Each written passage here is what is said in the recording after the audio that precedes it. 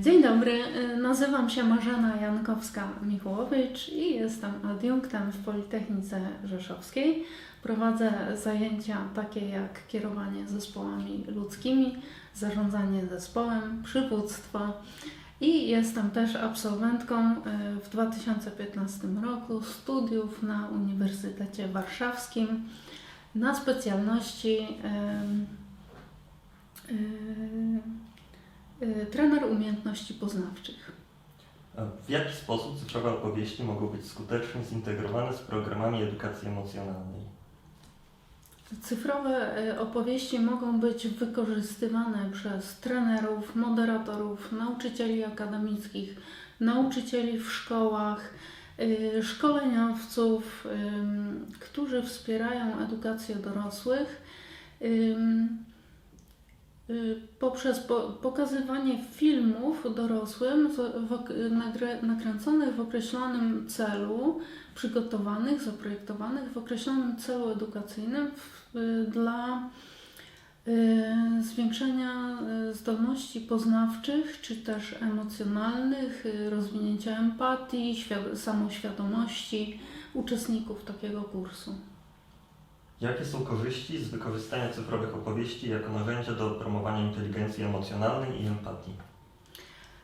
Myślę, że takich korzyści może być bardzo dużo. Przede wszystkim cyfrowe opowieści, osobiste narracje, autoekspresja nagranych ludzi, odtworzona jako film uczestnikom kursu, osobom dorosłym, przede wszystkim może budzić samoświadomość. Człowiek w zetknięciu z takim obrazem, z takimi treściami może uświadomić sobie, jakie ma atuty i słabości, jeśli chodzi o odbiór emocji.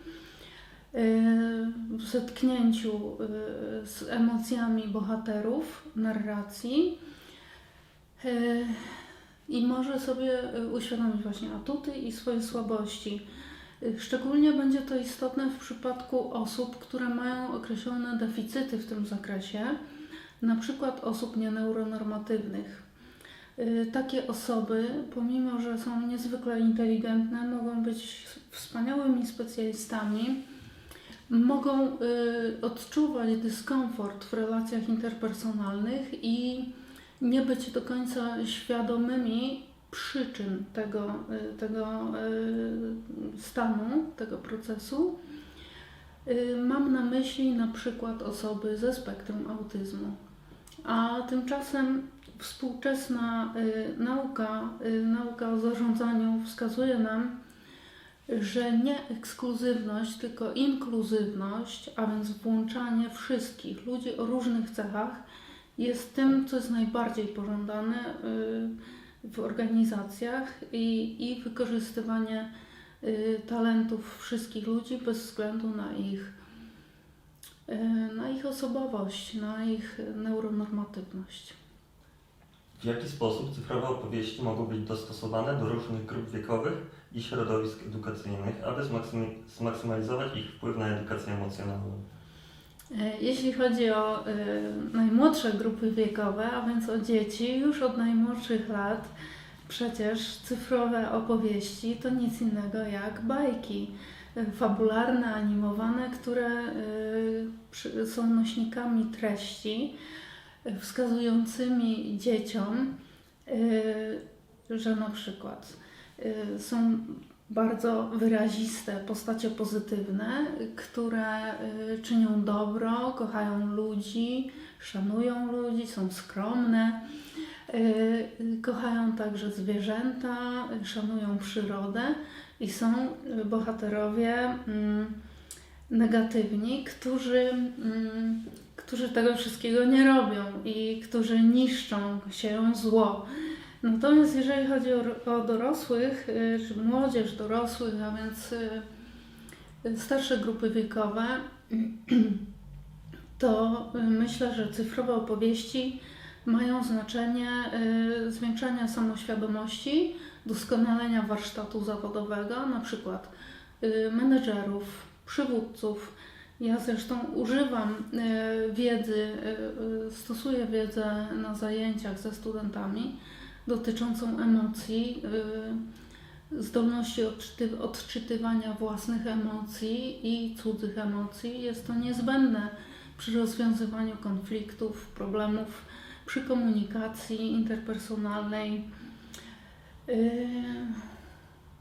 podczas rozmowy rekrutacyjnej i w wielu innych procesach zarządczych, w motywowaniu oczywiście, przewodzeniu ludźmi. To są bardzo ważne rzeczy. Jaką rolę w rozwijaniu świadomości emocjonalnej mogą odgrywać osobiste narracje i autoekspresja poprzez cyfrowe opowieści? Wydaje mi się, że wystarczy obejrzeć relacje z frontu wojny na Ukrainie, na przykład w telewizji.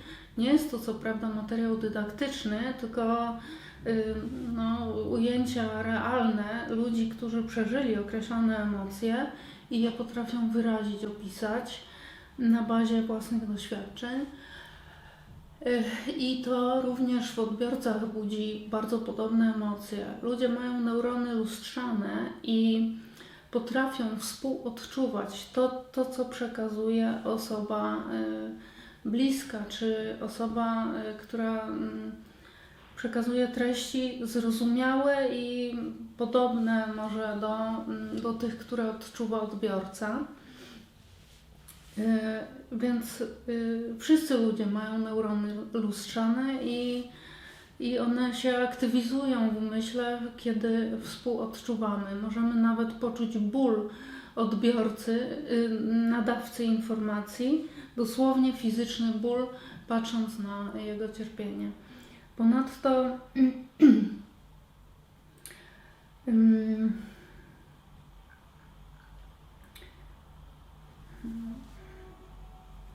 Ponadto emocje są takimi przekazami informacji, które pojawiają się w naszych umysłach jako pierwsze.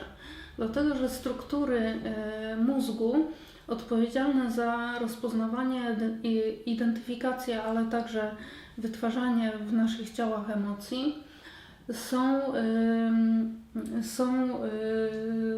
w ewolucji rozwinęły się jako pierwsze w stosunku do płatów czołowych odpowiedzialnych za racjonalne myślenie, za rozumowanie, a więc za tą całą sferę świadomego podejmowania decyzji przez ludzi. Czyli najpierw jest emocja, a potem pojawia się myśl. Emocja pojawia się nie tylko w myśle, w całym ciele. Dlatego osobiste narracje, autoekspresja jest bardzo ważnym nośnikiem informacji i może być z powodzeniem użyta w opowieściach cyfrowych. Czy istnieją względy etyczne lub potencjalne pułapki podczas korzystania z cyfrowych opowieści w edukacji emocjonalnej? Myślę, że istnieją. Jeżeli odbiorca nie jest przygotowany merytorycznie na treści przekazywane przez nadawcę, czyli przez opowieść cyfrową, to może odczuwać napięcie, niepokój, dyskomfort, a zatem trzeba bardzo dobrze programować cyfrowe opowieści, żeby one nie miały takiego charakteru krzywdzącego czy niepokojącego, tylko edukacyjny, wspierający odbiorcę. Czy cyfrowe opowieści mogą być wykorzystywane do radzenia sobie z konkretnymi wyzwaniami emocjonalnymi, takimi jak lęk, stres lub rozwój umiejętności społecznych? Zdecydowanie tak. Przede wszystkim osoby wysoko wrażliwe, ludzie ze spektrum autyzmu i inne osoby nieneuronormatywne, na przykład z ADHD, w wyniku licznych czynników, bodźców, które zwiększają aktywację organizmu, takich jak światło, dźwięk, obraz, czucie, a więc także cyfrowe opowieści, mogą doświadczać takiego skumulowanego, zwłaszcza po całym dniu, przeciążenia sensorycznego, zmęczenia, wywołującego również lęk, stres. Ludzie ze spektrum autyzmu na przykład nie są świadomi w ogóle swojego stresu, może nie w 100%, ale zatracają się w wielu czynnościach, realizują je na 100% i zapominają o własnych potrzebach fizjologicznych na przykład. Ciało odczuwa stres, ale taki człowiek nie jest do końca tego świadomy. Dopiero jak już ma wszystkiego dość, uświadamia sobie, że przesadził po prostu, na przykład z pracą. W jaki sposób nauczyciele i specjaliści mogą wykorzystać opowieści cyfrowe do ułatwienia dyskusji i rozmów na temat emocji i uczuć? Mogą i ja to robię na zajęciach, na przykład na zarządzaniu zespołem, na przywództwie, na kierowaniu zespołami ludzkimi. Bardzo ważne jest, żeby w ludziach budzić samoświadomość, budzić świadomość własnego ciała, odczuć, emocji, bo one są nośnikami informacji. Żeby budzić uważność i takie filmy, ja filmów nie używam, opowieści cyfrowych na zajęciach, ale zwracam na to uwagę studentów. Trzeba budzić własną uważność, żyć tu i teraz, odbierać wszystkie informacje, jakie nadaje nasz organizm. Nie zagłuszać ich na przykład tabletką przeciwbólową, tylko zacząć odpoczywać. Kiedy czujemy się źle, przeciążeni, przemęczeni, przestać pracować, zachować tą sinusoidę, wysiłek, odpoczynek na zmianę, a nie ciągle przeciążenie. Dlatego, że człowiek przeciążony traci odporność organizmu, popada w choroby, w różne problemy psychosomatyczne. No i podupada na zdrowiu, przestaje zarazem być komunikatywny dla otoczenia, staje się wybuchowy, niecierpliwy względem współpracowników. Jest to niepokojące i szkodliwe dla samej takiej osoby, która może być świetnym specjalistą zresztą, więc szkoda, żeby tak niszczyła swój organizm. To by było na tyle.